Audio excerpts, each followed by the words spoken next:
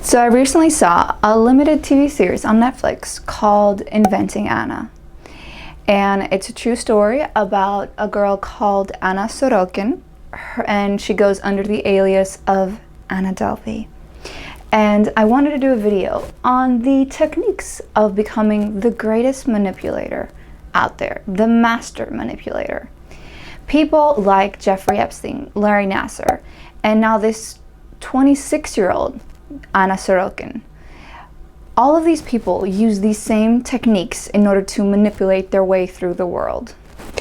So, like I said, I want to do a video kind of going through the techniques that Anna Sorokin, and I'll give you some backstory here in a bit, did in order for her to get her way, in order for her to sweep through society, manage to get 200 grand in cash, bilking banks, managed to live in one of the most exclusive hotels for free without paying them for months, managed to steal a private jet, managed to meet the elite of the society, whether it was artists, politicians, and just like Jeffrey Epstein and Larry Nassar, always managing to get her way until she was caught.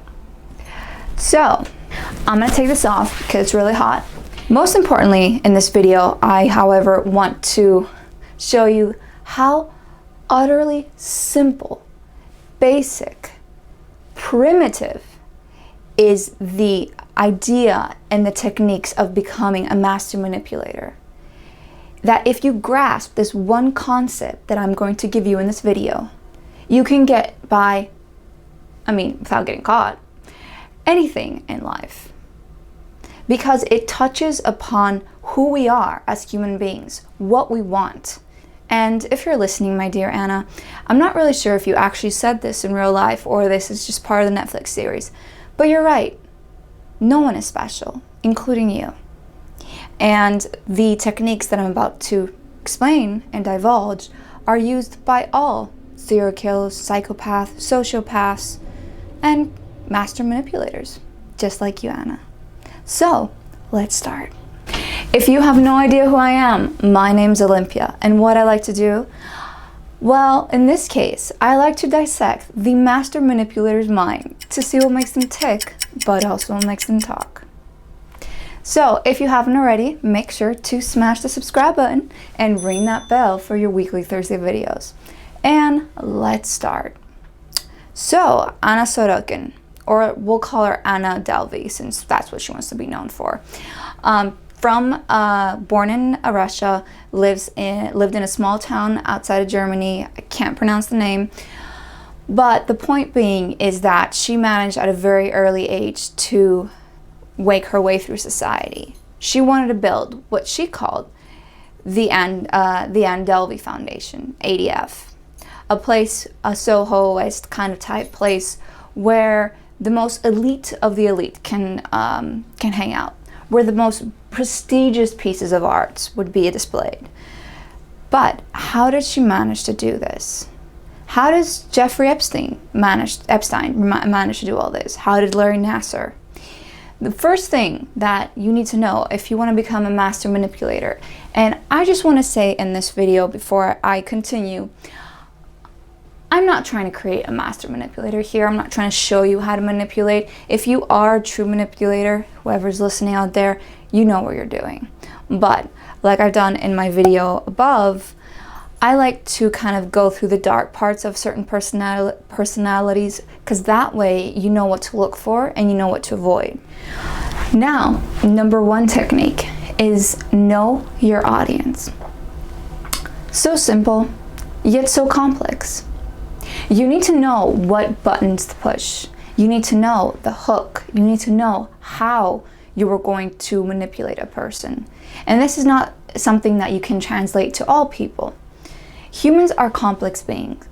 Even though what I'm about to divulge to you is pretty simple, we are all made up of different nature. We're all grown up a different way. We all have been surrounded with a different environment, which means that each of our buttons are somewhat unique. You can't try the same tricks on a lawyer, or for example, in this case for Anna, her lawyer, Alan Reed, and her best friend, let's say Rachel, or Neff. So by knowing your audience, you're able to push the right buttons. So I'm going to just give you a very brief example from the TV series, and that is Alan Reed was the lawyer of Anna, and he was the one responsible in trying to help her secure a $25 million fund, while she, on her part, is trying to convince him that she is a German heiress that has a trust fund of $60 million. We're talking about a shitload of money, at least for me.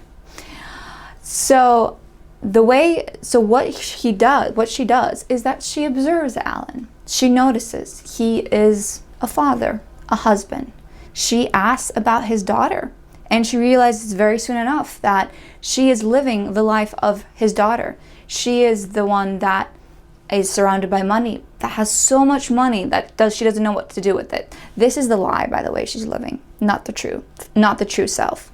And Alan, her lawyer, is very scared for his daughter. How is she going to make it out there? What is she going to do? I'm giving her everything, but it is a man's world. And what if they hurt my little girl? So what does Anna do? When things start to fall apart, when things don't come her way, when there are troubles with the wire transfers, the infamous wire transfers of money that never comes, what does she do? She taps into that paternal instinct. She says that my father would be disappointed in me. My father does not care about what I do. All I want is to make it on my own. All I want is to be successful. All I want is to make them proud. And that is exactly how she hooks Alan. Because that is exactly the words that Alan wants to hear and is afraid her daughter will ever feel. The fact that maybe she's not enough, or the fact that she won't make it. So Alan kind of steps in like a father would for his daughter, for Anna. So that is just a brief example of how important it is to know your audience. The other thing is that there's an expression in Greek. I don't know if there's one in English. It goes like "petao adya για να πιάσω γεμάτα," which means kind of that you throw empty words, very generic phrases, let's say. This is not a direct translation, but you throw very generic phrases in order to get the juice, in order to get the meaning, in order to hook someone. So, for example, in the TV series, the reporter that is working Vivian, the reporter that is working with Anna tells her that I read about you on the internet. Simple, like that. She just says, hey, I Googled you. I read about you on the internet. I mean, that's not a bad thing, right? That's something that you would normally do. By the way, I didn't know you had internet in jail. But point being is that she just told her that she was going to research her. And Vivian, that moment, without Anna saying anything, says, do you want the story? Yes, I did. Yes, I did not research the facts as I should. Yes, I was told to be a bad journalist. Yes, no one else wants right now to hire me as a journalist. And Anna didn't even know this, probably. Anna didn't even have access to this information. But by saying something so simple, such as I researched you on the internet, she managed to get a hook on Vivian, and that is that Vivian has something to prove, that she has to prove that she's a good reporter. She has to restore her reputation. And of course, she's pregnant. So motherhood, she wants to make sure that she makes her daughter proud. So like I said, know your audience. The idea of throwing generic phrases in order to get to the part where you can find someone's hook. The third way of master manipulators, the third way these masterminds manage to get what they want, is be unapologetically yourself. Now this is a direct contradiction to the self-help, self-development, even what I am preaching out there. We constantly tell people, be yourself, don't be afraid. People that really love you will love you for who you are. The small thing here is that the ones that need to hear this, the ones that need to follow this mantra of be unapologetically yourself, are not the ones that are having that trouble, are not the ones that are having trouble being themselves. I've said this in previous videos. The most successful people in life are those who are unapologetically themselves. People that will screw up, people that will be successful and own up to it. Now, Anna and Epstein and Nassar do this perfectly. They are, I'm going to keep with Anna on this example, but she says that she has photographic eidetic memory. She says that she speaks, 5 languages? And she tells Vivian, while she's in a prison jumpsuit, where your self-doubt and your self-worth should be plummeting down to the ground, she tells Vivian, genius is hard to come by. Not everyone can be a genius. My talent is that I can spot people's talents. My biggest asset is that I can spot people's talents. I can tell what they're worthy for. I can tell what their life purpose is, what they're good at. Now this, my dear friends, structs what I said in the beginning of the video, the fundamental core of how master manipulators get by. What differs us from animals out there? What is the core technique of these master manipulators is that, I'm sorry, it's just so simple. When I was looking at this series, I was like, how are not more people like this? The idea, the whole technique of being able to do this is that, aside that you flipped off a switch, because obviously you are not adhering to society rules. Obviously you don't feel sorrow or regret. It's not that you flipped off your switch. It's that the master manipulators know exactly how and what flips on someone's switch. What is the core need that all humans have?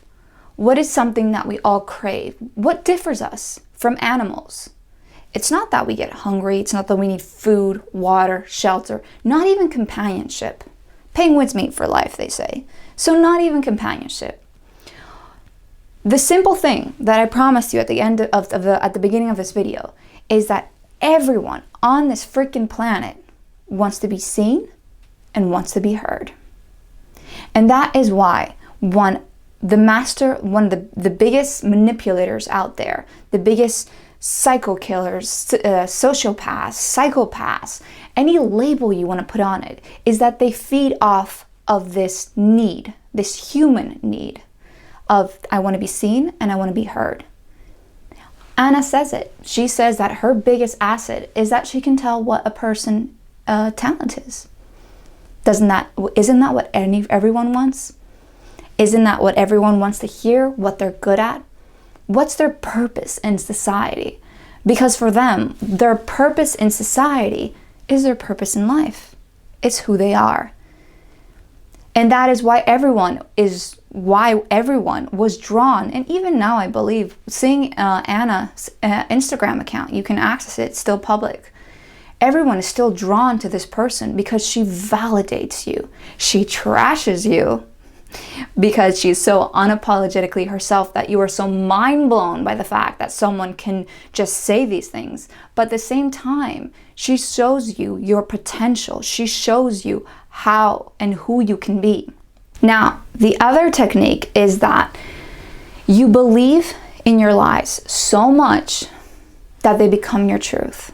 If you want to become a manipulator, you need to believe in those lies. You need to believe in those lies so hard that once you hear the truth, it's foreign to you because those lies have become your truth. A little personal story here. I had a friend that cheated on her fiance, and I gave her the benefit of the doubt. But this woman, this girl, got so caught up in her lies, the fact that she's a good person, that she didn't cheat, and that she, and that, I'm not saying that people that do cheat are bad people. That's exactly why I didn't tell her fiance, because I believe everyone is allowed to make a mistake. It's what you do with that mistake afterwards, how you act upon that afterwards that counts. But with her, what just blew me out of my mind was that his mother-in-law, because it was a very small island, it's a very small community. So his mother-in-law turned around and said to her, you know what? I know you cheated on my son. I know what you did. Everyone here knows it. It's just my son is not the one that will admit it. And she came to me and she was ballistic. She was like, how dare she say that? How dare she thinks that I would cheat on her son? Doesn't she know that I love him? I've done this, this, and this for him. And I just looked at her, terrified, and said, but you did cheat on him. It doesn't matter. That's not the point. The point is that she thinks I did it. So these people, Anna, that's how they do it. They are such deep denial that their lies become their truth. And because they're so unapologetically themselves, they fall into each other. You believe them. You have every reason to believe someone when they're so unapologetic in themselves, when they have no self-doubt. Anna manipulated every person in her life. Like I told you, when finding someone's hook, she manipulated every person in her life to get her way. And the funny part of it is that, Anna, if you are watching, you're right. You're not special. You're just like everyone else. You want to be seen, you want to be heard. You wanted to be famous. You didn't care why. You just wanted to be famous. You wanted to have a social light club because you thought that's the only place you could fit in. You need the validation of other people's wealth, reputation, money, in order for you to feel like you fit in. Jeffrey Epstein did the same thing. He knew how to connect with the right people. It's all about connections, networking. And many people hate this word, but for master manipulators, that's their Bible. Networking, that is the fabric that makes them who they are. That is what gives them prestige, what gives them credibility. If I tell you that I opened a book on cognitive neuroscience, flipped through it, read the entire thing, and told you, I have read an entire book of cognitive neuroscience, now I know what I'm talking about, you'd be like, I don't think so.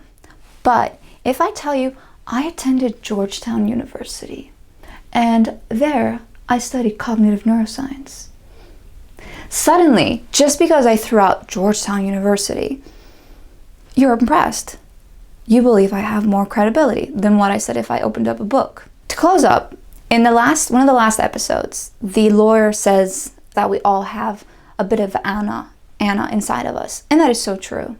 Whether it's putting our Instagram filters, whether it's embellishing our resume to get that job, whether it's exaggerating the truth to seem more dramatic or to get more attention, everyone has a little bit of Anna in them.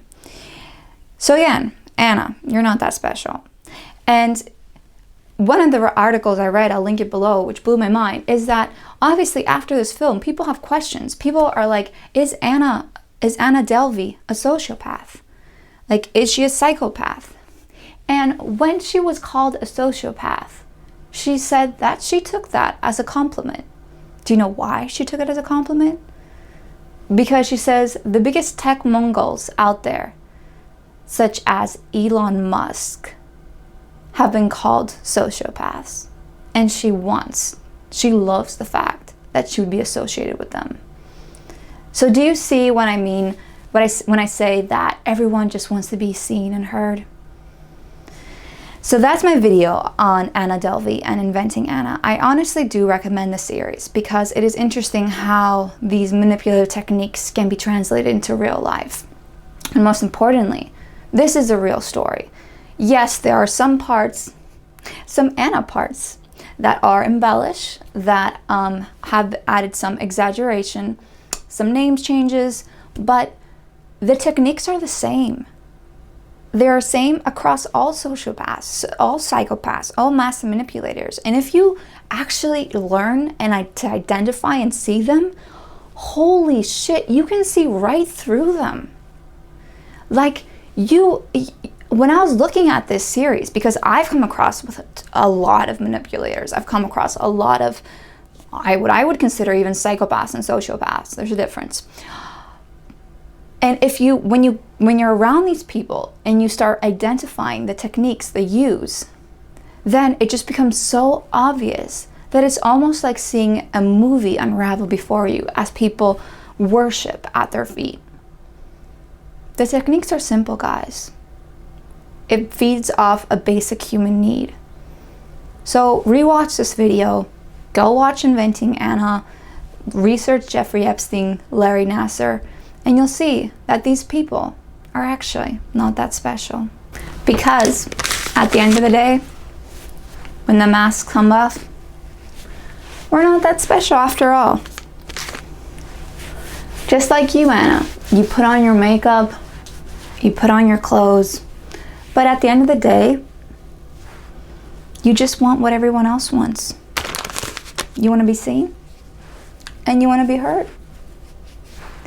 That's it, folks.